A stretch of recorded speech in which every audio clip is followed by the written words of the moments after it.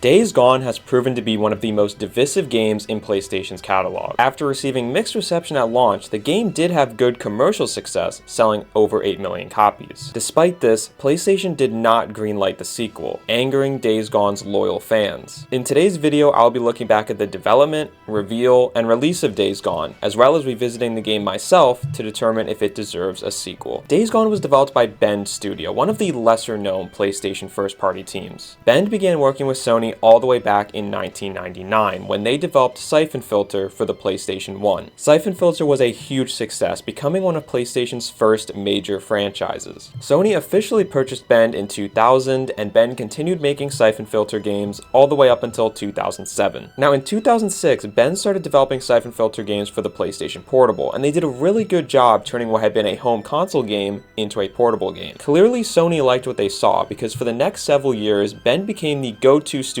anytime one of PlayStation's IPs needed to make the switch from home console to portable. Bend went on to make Resistance Retribution for the PSP and Uncharted Golden Abyss for the PlayStation Vita. Both games were very well received, with Bend masterfully transitioning what had been a console experience to portable, while still respecting the iconic IPs that they were working with. But Bend would never make another portable game after Uncharted. Due to the failure of the PS Vita, Sony moved away from handheld gaming, which I think left Bend in a bit of a weird spot. They had really found their groove with the portable stuff, but that wasn't something they could do anymore. So they got to work on their next game, and it took quite a while. After the release of Uncharted Golden Abyss, we heard nothing from Bend for years. And I feel like this is more common nowadays, with studios being a little more reserved with what they're working on, and also games in general just taking so much longer to make. But back in 2012, it was pretty rare to just hear nothing from a studio for years at a time. Over the next several years, fans and media pondered about what could possibly be going on over there. After nearly 4 years of radio silence, we finally heard from Bend at E3 2016, where they revealed what they had been working on. Watching this reveal trailer back now after playing the game, I can piece together a lot of what they were going for, and I can appreciate this trailer a lot more. But at the time, I remember feeling kinda let down by this reveal. And a lot of my disappointment had nothing to do with Days Gone itself. There were so many factors at play here. I think number one, and most important of all, was just the general zombie fatigue consumers were feeling around 2016. The late 2000s and 2010s were riddled with zombies. There are almost too many zombie games from this era to count. Whether it be Left 4 Dead, COD Zombies, Dead Island, Dead Rising, Dying Light, it felt like everywhere you looked, zombies were there. And at the very same time, zombies took over other forms of media as well. TV had The Walking Dead and iZombie. Movies had Zombieland and World War Z. Even books and comics weren't safe from the zombie takeover. By 2016, I think consumers had just started to hit their limit with zombie intake. Because despite many of those zombie games, shows, and movies actually being great,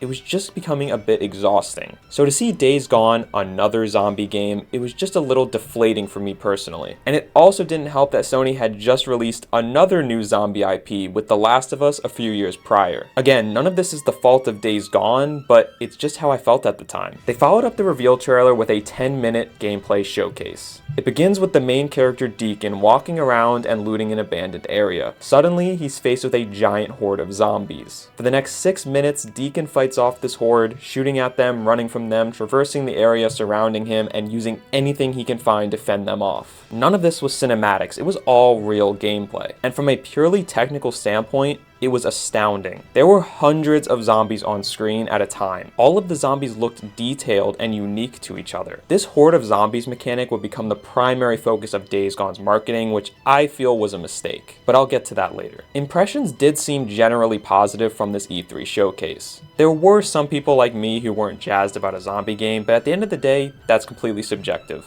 However, in December of that same year, PlayStation announced The Last of Us Part 2 at PlayStation Experience 2016. And I think this really hurt Days Gone. We just got done talking about zombie fatigue, and now Sony announced another one. Now, I kind of feel weird calling The Last of Us just a zombie game. It's obviously so much more than that. And I mean, Part 2 is barely even about the zombies. But The Last of Us is a post-apocalyptic game at its core. And so at the time, as someone who isn't a big zombie fan, it kinda sucked knowing that two of Sony's major first-party teams were making games in a similar genre. And I think a lot of the people who did actually still like zombies now found themselves caring more about The Last of Us Part 2 instead of Days Gone. And considering The Last of Us Part 2 did not even release until 2020, I think Sony would have been much better off waiting to reveal Part 2 until after Days Gone had been released. It's pretty frustrating to me that they marketed these games at the same time, because it took so much attention off Days Gone when it didn't have to. Over the next several years, Days Gone continued getting new trailers and gameplay showcases, all of which showing off fairly similar things. Deacon would ride around on his bike, they would show off some brutality, and then a horde of zombies would appear. I felt like we weren't learning a ton about this world or these characters, which is kind of a big problem, especially for a new IP. Now, I completely understand why they prioritized these zombie horde sequences in the marketing. It was extremely impressive. And with the recently released PS4 Pro, I think Sony was a little anxious to flex their muscles. But I don't feel that this painted a good picture of the game. We'll get to this more when I talk about the game itself, but Deacon is actually a fairly complex character, and his entire story is based around love. But you would never know that from any of the marketing they did of this game. You would just think he's some generic biker that shoots zombie hordes. I think the marketing of this game hurt it so much and made it seem like something that it really isn't. Days Gone was finally released on April 26, 2019, nearly 8 years since Ben's last game. And unfortunately, the initial reception was not great. On Metacritic, the game sits at a 71, which is incredibly low for a PlayStation first-party game. Those usually never drop below an 80. Now, I know Metacritic isn't perfect, but it's the best way I can illustrate this point. The reviewers felt the game was somewhat bland and bloated. Many felt it didn't stack up to what we had come to expect from PlayStation first-party games. But the biggest complaint by far was the technical issues. The game would crash constantly. You would fall through the map, frame rate was inconsistent, and there were also some gameplay concerns, such as aiming not feeling quite right unless you messed with the settings. These are the kinds of things that led to the lower than expected review scores, and no doubt turned away a lot of people from buying the game at launch. However, Ben spent a lot of time working on these issues, many of which were actually fixed by the day one patch. As time went on, the game reached a much more stable state, and right around that same time, the game began getting discounted. The game was heavily discounted pretty quickly. By November 2019, just 7 months after the game had been released, the retail price was lowered to just $40. And on top of that, the game was frequently discounted all the way down to even $20. This is when many people, myself included, picked up the game and gave it a chance. My first time playing Days Gone was in July 2020, and I got about 10 hours in before putting it down. That was a while ago, so while I don't remember everything, I do remember a few things. For one, as I alluded to earlier, I ended up liking Deacon a lot more than I thought I would. He's a much deeper character than the trailers let on. He's not just a faceless biker, he has a lot of interpersonal conflict throughout this story. That's something I didn't expect coming in, and it really pleasantly surprised me. As for the gameplay, I don't remember disliking it, rather just feeling very indifferent to it. It felt like pretty much any other open world game I had played without giving me much reason to stick with this one specifically. And with the game having such a long runtime, it was hard for me to see it all the way through. I also do remember some technical things getting in the way. So I've decided to go back for this video to see if this second chance can give me a better experience. Because for every person who hates this game, there's just as many people who love it. So there's clearly something here. And I hope that playing it on PS5 via backwards compatibility may help too.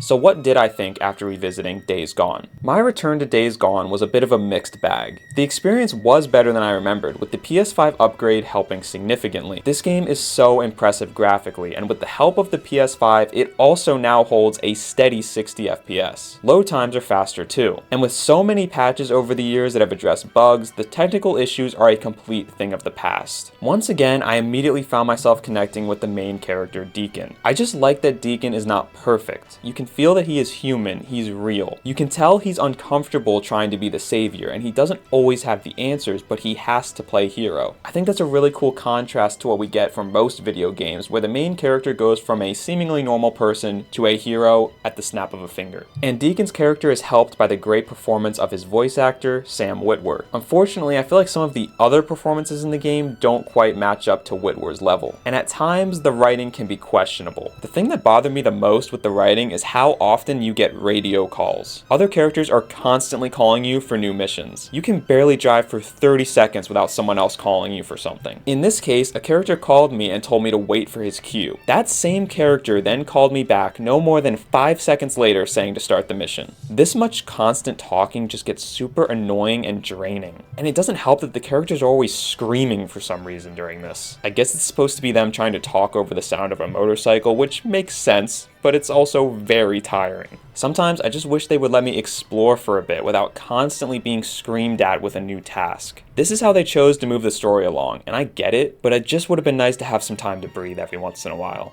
And overall, the story in general just feels slow, and that is because of the very poor pacing in Days Gone. The pacing was one of my largest complaints the first time I played Days Gone, and sadly I found myself feeling the exact same way now. It's just a very slow-moving game, with so many different missions and storylines happening, it can feel kind of overwhelming. And because the game is so long, it can sometimes make the story feel stagnant, with things just not moving along quick enough. After the 10 hours I had played back in 2020, I felt like I had barely even started the game. And I have heard people say Days Gone gets really good after you get past the slow start. I can respect having to get through a slow start for 2 or 3 hours, but 10 plus hours is a bit egregious. Overall, it just feels like the game could have been 10 or 15 hours shorter and not much would have been lost. As for the gameplay, it worked for me. I did definitely feel like the aiming was a bit off at times, however it didn't hinder my experience significantly, it just took some getting used to. Being able to use your motorcycle to get around the open world is not only convenient, but also really fun. And the player having to pay attention to things like bike damage and gasoline is a nice touch as well, adding a survival element to the game. The hordes are just as incredible as they looked in the trailer, and how I remembered them from my first playthrough. It is genuinely thrilling and heart-pumping trying to fight off these hordes. And these sections look and play exactly as they did in all the marketing, which I have to give them huge credit for. So I'll be honest, I still haven't finished Days Gone because that would take me another 20 hours that I just simply don't have right now. But I did play the game for multiple hours a day as I revisited it, and ultimately I found myself feeling disappointed. Disappointed because I haven't come away with much of a conclusion. I can't say that I hated my time with the game, but I can't say I fell in love with it either. It felt like a very middle of the road open world game, which is exactly how I felt about it the first time I played it. I've enjoyed plenty of open world games over the years, and I'm a huge fan of everything PlayStation, so it's rare for me to feel this way about one of their games. And honestly, I've been struggling to put into words what it is about Days Gone that just doesn't work for me. As I think about it more, I think most of it comes down to the world. The world of Days Gone is dark and dreary, with many of the locations looking and feeling similar throughout the entire game. Now, I'm not saying the world of Days Gone should be all sunshine and rainbows. Obviously, a post-apocalyptic world is going to be dark and gloomy, but just because it makes sense thematically doesn't mean I have to want to spend 40 hours in it. I feel like I'm sounding a bit harsh now when I'm not trying to. I could very well find myself continuing to play Days Gone and seeing it through to the end, because I definitely wasn't turned off by it to the point of not wanting to play it anymore. And I can absolutely see why Days Gone has such a feverish fan base, because there's a lot to like here. Okay, so my return to Days Gone was a bit inconclusive. Let's move on and talk about the question I asked in the title of this video. Does it deserve a sequel? If you're a Days Gone fan, I'm sure you've heard this story a million times, but for those who are new, I'll try to explain it quickly. After the release of Days Gone, Bend pitched a sequel to Sony. Since Sony owns the Days Gone IP and also owns Bend's studio, they need to approve of the sequel getting made, but they did not. Sony didn't greenlight the sequel, and Bend was forced to move on to the next thing. This was reported around 2021, and Days Gone fans were understandably very upset. A lot of people feel confused about why Days Gone can't get a sequel, considering its great sales numbers and very large fan base. Well, there's a few different factors at play here. First, let's talk about the 8 million units sold. Any game selling 8 million copies should be seen as a huge success, especially a brand new IP. But remember when I told you the game's price dropped significantly pretty soon after launch? We need to keep that in mind here, because 8 million copies sold at $60 is not the same as 8 million copies sold at $40 or $20.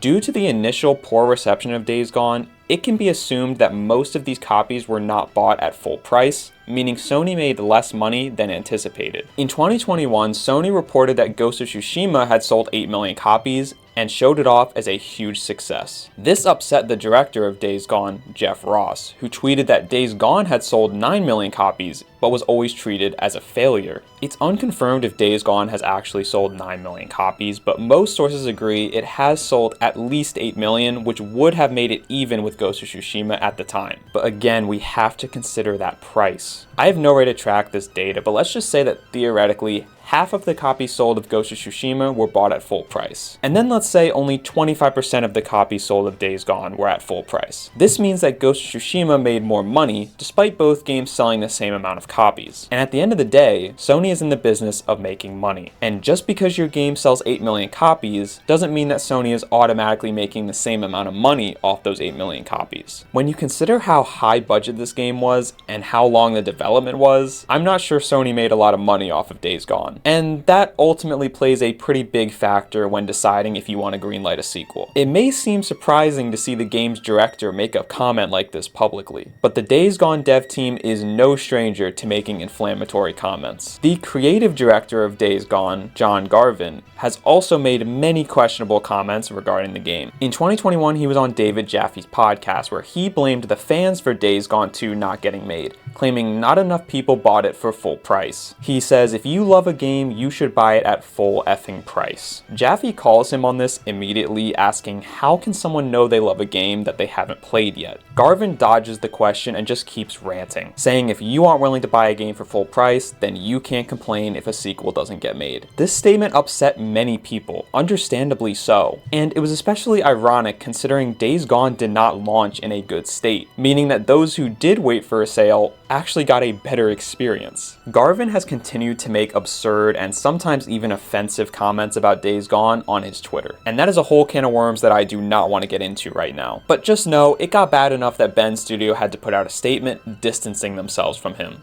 Garvin himself has admitted that he's hard to work with and has said that Days Gone's development was very rocky, with lots of heated arguments between management. This is where the pieces of the puzzle really came together for me. We know that the initial reception of Days Gone was not great, and we know that a lot of the copies sold were not bought for full price. But I think it was this management team, who clearly did not have a good relationship with Sony, that were the real reason Days Gone 2 never got made. With a really good pitch, Sony may have been willing to take the risk on a sequel, especially considering how many fans of Days Gone there are. But when you combine the risk involved with a management team that clearly has a lot of internal issues, that risk just becomes way too large. It seems to me like Sony soured on this management team way more than they did Days Gone as an IP. Alright, so I feel like I've said a lot of negative things throughout this video. We've gone through the development history of the game, my opinion on the game, and also what happened post-launch. But even after all of that, I still really wish Days Gone 2 could have been made. And the reason I say that is because I think of all the other franchises that maybe didn't start out great, but were able to bounce back in a big way when given the chance. Let's use a different PlayStation IP as an example. The first Killzone game sits at a 70 on Metacritic. That game was not well received at all, but Sony gave them another chance. And what happened? Killzone 2 garnered a 91 on Metacritic, and Killzone became one of Sony's premier franchises for the next decade. I don't doubt that Days Gone 2 could have had a similar story, with the team taking feedback, refining issues, and making a fantastic follow-up. Unfortunately, they weren't given that chance, but I don't think they have anyone to blame but themselves. Technical issues at launch? Sure, we can work through them. Selling a lot of copies under full price? It's not ideal, but at least a lot of people got their hands on the game and became fans of the IP. But when you also add a difficult management team on top of this,